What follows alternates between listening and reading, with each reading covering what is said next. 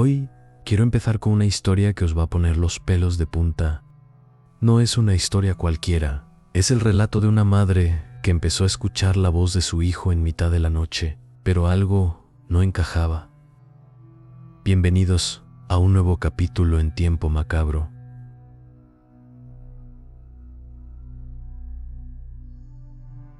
Ana se mudó a una casa nueva con su hijo Alex, después de un divorcio de los complicados.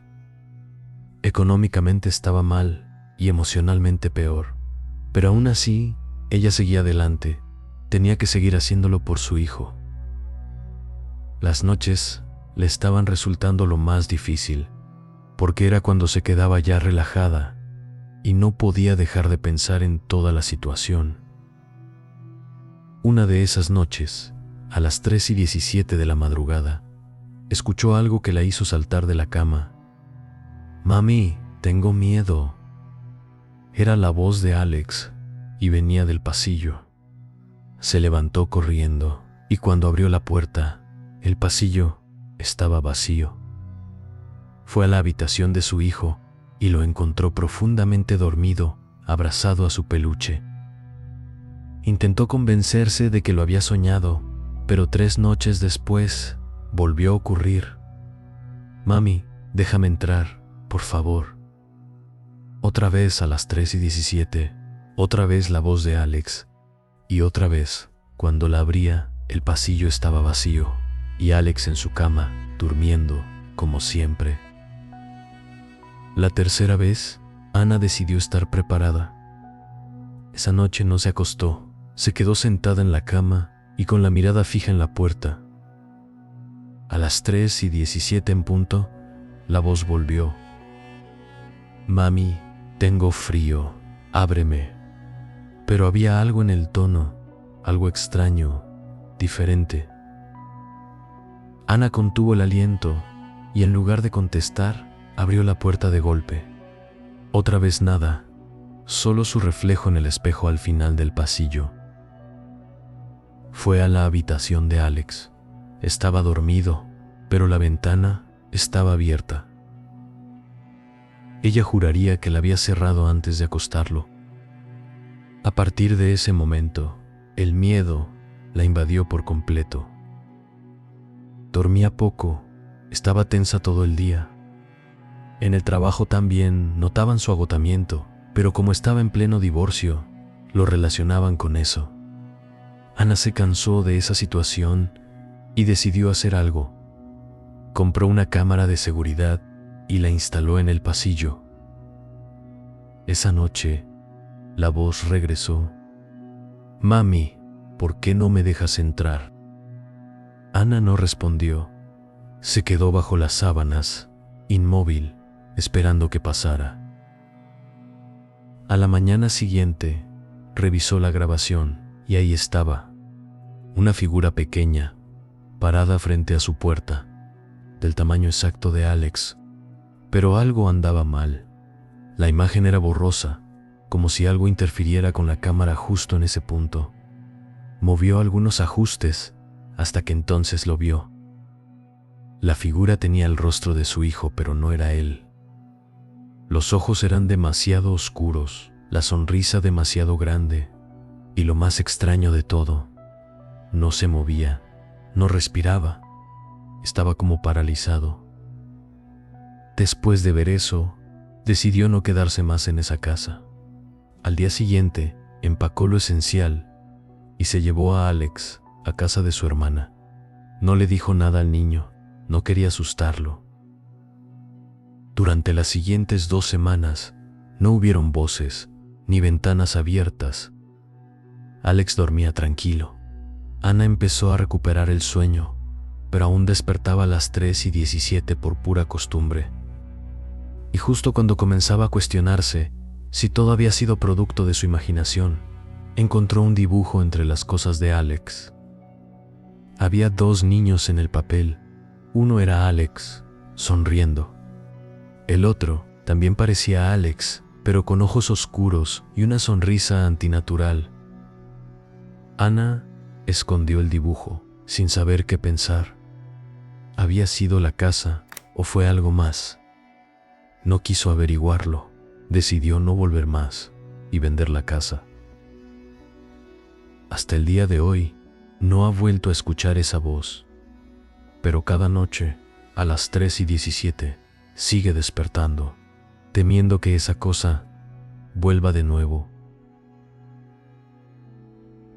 La historia de Ana y su hijo nos lleva a un fenómeno que ha perseguido a la humanidad desde hace mucho: los doppelgangers. Pero, ¿qué son realmente estos dobles malditos? Quizás somos nosotros mismos en otro plano, presagios de muerte como dicen en algunas culturas, o como algunos creen, gemelos malvados. La leyenda de los dobles es muy antigua, pero el término que conocemos hoy, doppelganger, nace en la Alemania del siglo XIX. Significa literalmente doble caminante, y ahí está el horror. No son fantasmas ni alucinaciones, son entidades que existen al mismo tiempo que tú. Uno de los casos más inquietantes ocurrió en 1812 con Percy B. Shelley, un poeta brillante, esposo de Mary Shelley, la autora de Frankenstein. Poco antes de su muerte, Percy confesó haber visto con frecuencia a su propio doppelganger.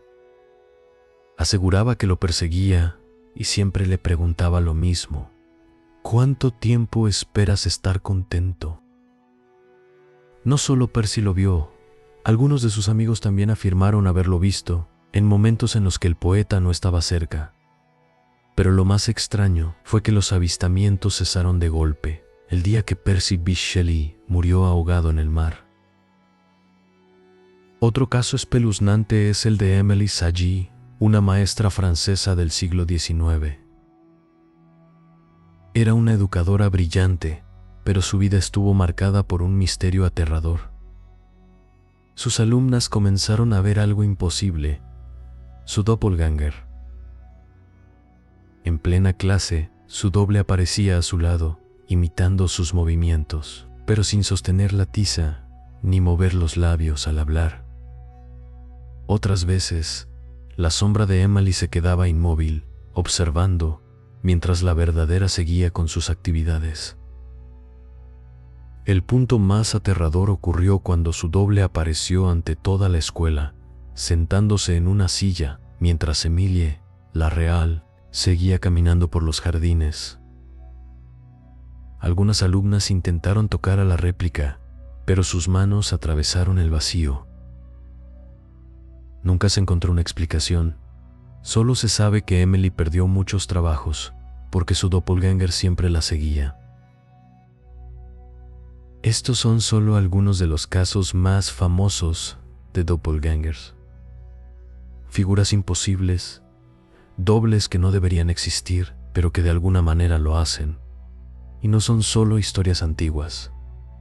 Aún hoy hay quienes aseguran haberlos visto, como una de nuestras seguidoras que vivió algo aterrador cuando era niña. Compartía habitación con su hermano. Una noche llovía con fuerza y en medio de una tormenta, un rayo iluminó el cuarto. Por un segundo lo vio claramente. Su hermano estaba sentado en la silla al final de la cama, mirándola fijamente y riéndose. Pero algo no encajaba, porque cuando miró a su lado, su hermano seguía ahí, dormido en su cama. Entonces, ¿a quién vio? Otra historia que nos relata un suscriptor. Una familia regresa a casa después de un largo día. Al entrar, ven a su hijo sentado en la sala. Lo saludan, platican con él durante un rato. Todo normal, como siempre. Después de un rato, el chico bosteza y les dice: estoy agotado, me voy a duchar y me acuesto ya. Sube las escaleras y se encierra en el baño. El sonido del agua comienza a escucharse. Pasan 10, 20, 30 minutos. El agua sigue corriendo. El padre, ya preocupado, se acerca a la puerta del baño. Toca la puerta. No responde nadie. Toca la puerta ya más fuerte. Nada, silencio total. Ya el padre se preocupa por si le ha pasado algo. Cuando entra al baño, está vacío. La ducha sigue abierta, el vapor empaña el espejo, pero su hijo no está. Busca por toda la casa, pero no hay rastro de él. Hasta que, una hora después, la puerta principal se abre. Su hijo entra, con una bebida en la mano. Viene de la calle, de pasar el día con sus amigos. No ha estado en casa en todo el día. Entonces, ¿con quién estuvieron hablando?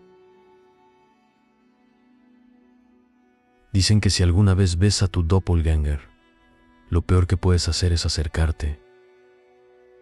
Algunos dicen que trae mala suerte, otros creen que es una señal de que algo en la realidad no está funcionando como debería. Porque si el mundo puede mostrarte una copia exacta de ti, ¿qué más podría estar fallando sin que lo notes? Déjame contarte una historia sobre un posible fallo en la realidad. Teresa vive con su hijo Daniel en un departamento de interés social.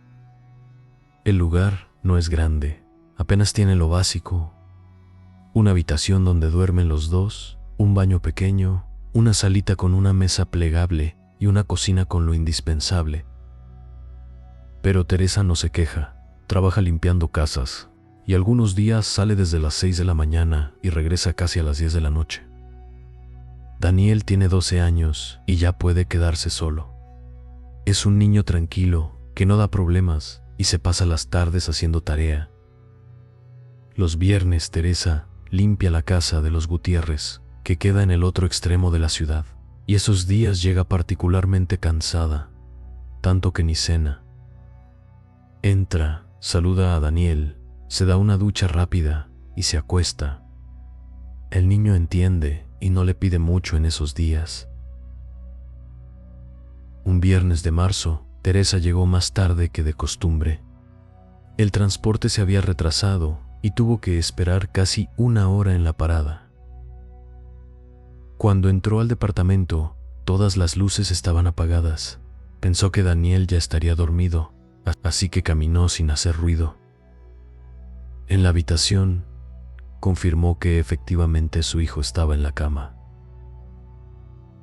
Tomó su pijama y fue al baño sin encender la luz principal, solo la pequeña lámpara del espejo. Se cepilló los dientes y cuando estaba a punto de cambiarse, escuchó un ruido en la cocina. No le dio importancia, el edificio era viejo y los ruidos eran comunes. Tuberías, vecinos o tal vez el refrigerador que ya tenía sus años. Terminó de cambiarse y apagó la luz del baño. Al salir, volvió a escuchar algo, como platos moviéndose suavemente. Ahora sí le pareció extraño. Se acercó despacio a la cocina, que estaba completamente a oscuras, y llamó a su hijo. «Daniel, ¿eres tú?». No hubo respuesta, pero sintió que algo se movió en la oscuridad. Estiró la mano para encender la luz y por un segundo creyó ver una sombra moverse. Cuando la luz iluminó la cocina, no había nada fuera de lugar. Revisó las ventanas y la puerta, todo cerrado. Debió ser su imaginación. El cansancio le estaba jugando malas pasadas. Se dirigió hacia la habitación, pero se detuvo frente al espejo del pasillo. Había algo raro en su reflejo. Se acercó más. Sentía que su reflejo no estaba perfectamente sincronizado con sus movimientos, como si hubiera un retraso casi imperceptible. Pensó que estaba muy cansada y se fue hacia la habitación. Daniel dormía profundamente en su lado de la cama. Teresa se acostó cuidadosamente para no despertarlo y pronto se quedó dormida.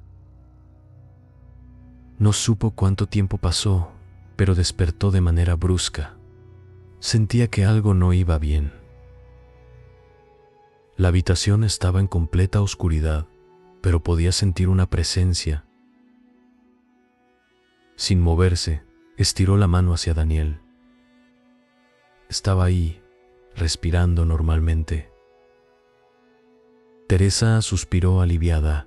Fue entonces cuando sintió que algo se movió al pie de la cama. Con el corazón acelerado, tanteó la mesita de noche en busca de su celular y encendió la linterna. El haz de luz reveló que no había nada inusual en la habitación. Entonces escuchó a Daniel moverse a su lado. «Mamá, ¿qué pasa?» «Nada, hijo. Creí escuchar algo», respondió Teresa apagando la linterna del celular. A la mañana siguiente, mientras preparaba el desayuno, Daniel apareció en la cocina todavía en pijama. «¿Dormiste bien?», le preguntó Teresa. «Sí, pero tú estabas rara anoche». «¿Rara? ¿A qué te refieres?» «Te vi en el pasillo cuando llegaste. Estabas parada frente al espejo sin moverte, como por 10 minutos. Te hablé, pero no me contestaste». Teresa dejó de cortar el pan. «Yo te vi dormido cuando llegué». Daniel negó con la cabeza. «No, yo estaba viendo televisión en la sala, y cuando llegaste, te quedaste parada frente al espejo y después entraste al baño. Entonces me fui a dormir». A Teresa se le puso la piel de gallina. No recordaba haber estado tanto tiempo frente al espejo, y estaba segura de que Daniel estaba en la cama cuando llegó.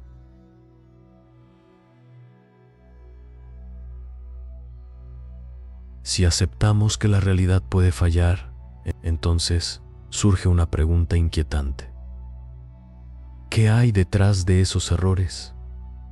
Algunas personas creen que son simples trucos de la mente, fallos en nuestra percepción, momentos en los que el cerebro interpreta mal lo que ve. Pero, ¿y si no es solo eso? Existen teorías que sugieren que vivimos en una simulación, un mundo digital en el que, de vez en cuando, algo se desajusta. Otros piensan que estos errores ocurren cuando dos dimensiones chocan y versiones diferentes de nuestro mundo se superponen, dejando rastros de algo que no debería estar ahí. Un objeto que cambia de lugar sin explicación, una persona que jura haber vivido un momento que nadie más recuerda, una calle que un día está y al siguiente ha desaparecido. Y luego están las historias que no encajan en ninguna explicación lógica, relatos de personas que desaparecen y vuelven a aparecer en lugares donde era imposible que estuvieran, de objetos que se desvanecen ante los ojos de quienes los miran, de conversaciones con personas que supuestamente nunca estuvieron ahí. Si la realidad puede fallar, ¿qué significa eso para nosotros? ¿Somos parte de algo más grande? ¿O simplemente estamos viendo los límites de lo que podemos comprender? Pero algunas historias van más allá de una simple coincidencia. Esta historia ocurrió hace algunos años, cuando Ismael tenía apenas 13 años. Su abuelo Francisco llevaba varios meses luchando contra una enfermedad de pulmón que lentamente le iba robando las fuerzas. Los médicos ya habían advertido a la familia que era cuestión de tiempo, pero nadie estaba realmente preparado para lo que vendría. Ismael y sus padres fueron a visitar al abuelo al hospital. El hombre estaba visiblemente más delgado, con esa palidez característica de quienes libran batallas contra enfermedades terminales. Sin embargo, cuando vio entrar a su nieto, una sonrisa iluminó su rostro cansado. Mientras los padres de Ismael conversaban con el médico en el pasillo, el niño se sentó junto a la cama de su abuelo. «¿Cómo estás, abuelo?» «Cansado, muchacho. Muy cansado». Ismael no supo qué más decir. A sus 13 años, la muerte era un concepto lejano y abstracto. Solo sabía que aquel hombre que le había enseñado a pescar se estaba desvaneciendo frente a sus ojos. Al despedirse, Ismael abrazó a su abuelo con suavidad, temiendo lastimarlo con algún gesto. Te quiero mucho, abuelo. Y yo a ti, más de lo que imaginas. Serían las últimas palabras que Ismael escucharía de él. Esa noche, el muchacho se acostó temprano. Dormía profundamente cuando algo lo despertó de golpe. La habitación estaba oscura, apenas iluminada por la luz de la luna. Y allí, sentado en la silla junto a su escritorio, estaba su abuelo. Curiosamente, Ismael no sintió miedo. Cualquier persona se alarmaría al ver una figura en su habitación en medio de la noche, pero él sabía que era su abuelo. Lo más sorprendente era que no parecía enfermo. Tenía el aspecto de las fotografías antiguas. «Abuelo, ¿eres tú?», dijo Ismael, incorporándose en la cama. No quería irme sin despedirme como es debido. Era él, pero su voz era muy diferente a la que había tenido esa tarde en el hospital. Se quedaron en silencio por un momento.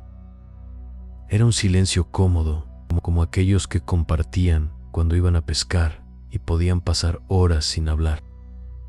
«¿Te duele?», preguntó Ismael, pues era lo que más le preocupaba, ver sufrir a su abuelo. «Ya no. Donde voy, no hay dolor», respondió Francisco. «Pero quería decirte algunas cosas antes de marcharme». Le pidió a Ismael que estuviera tranquilo, que cuidara de su abuela y de sus padres. Le dijo que estaba orgulloso de él y que siempre lo estaría. Y le pidió que no tuviera miedo a la muerte, que era solo otra parte del camino. «¿Puedo despertar a mis padres para que te vean?». Francisco negó con la cabeza. «Ellos entenderán a su manera. Tú sabes que nosotros siempre tuvimos una conexión especial». Ismael intentó levantarse para abrazar a su abuelo, pero el hombre hizo un gesto para que permaneciera donde estaba. «Ya tengo que irme. Solo quería que supieras que estaré bien». Se levantó y caminó hacia la puerta. Antes de salir, se giró una última vez. La abuela guardó mi navaja de bolsillo en el cajón de su mesita de noche. «Dile que te la dé. Era de mi padre, pero ahora debe ser tuya». Y sin más, salió. Ismael se quedó mirando la puerta cerrada durante lo que pareció una eternidad. Luego volvió a dormir, con una extraña sensación de paz.